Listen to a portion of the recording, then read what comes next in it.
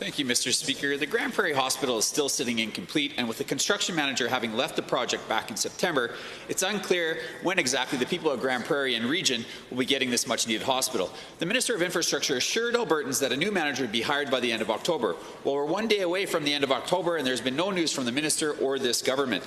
To the Minister of Infrastructure, has a new construction manager been hired for the Grande Prairie Hospital? And if not, can you please explain to this House why? The Honourable Minister of Infrastructure. Thank you, Mr. Speaker. Well, as the member well knows, we both sat in a government, the two of us together as colleagues, where this issue first came up. And certainly we have decided not to make this a political issue.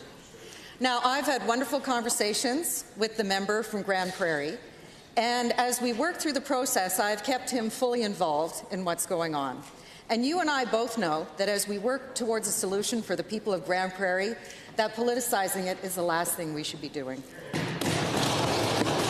First supplemental. I would agree, Mr. Speaker, but it's about transparency and honesty. The original timeline for the Grande Prairie Hospital has construction finishing by the end of 2019, with the doors opening to the public in 2020. The lack of progress over the last 2 months and the absence of an updated timeline from the Minister points to those dates being pushed back.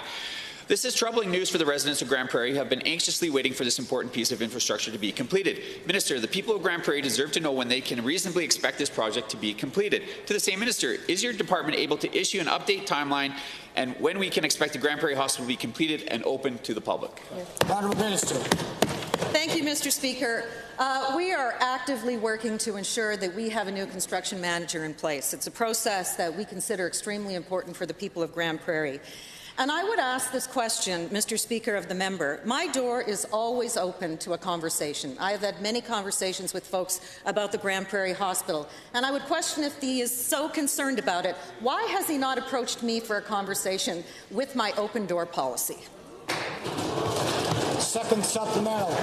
I appreciate the open door, but it's also open aisle, and this is question period.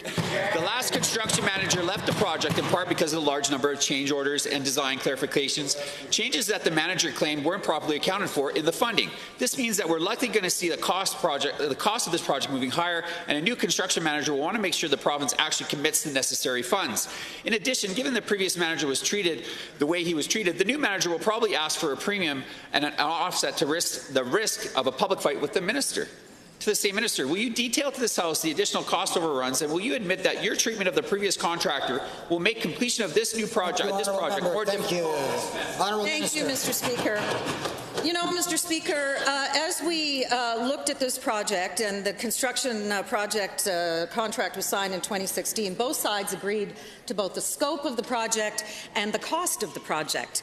Both groups signed that contract and agreed that that was completely reasonable. We have a situation now where we want to move ahead and get this project done, so we have taken the actions that we've taken in order to make sure the people of Grande Prairie have a hospital as quickly and effectively as possible. And we will shortly have a construction manager in place and move forward from there as quickly as possible. And we are pleased to be able to say that. Honourable Member for Edmonton Manning.